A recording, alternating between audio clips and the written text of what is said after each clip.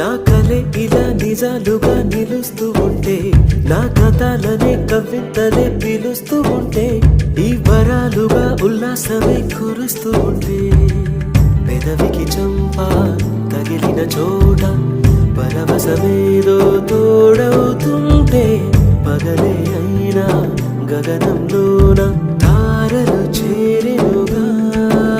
నిజంగా నేనేనా ఇలా నీ జతలో ఉన్నా?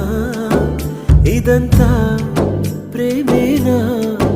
ఎన్నో వింతలు చూస్తున్నా.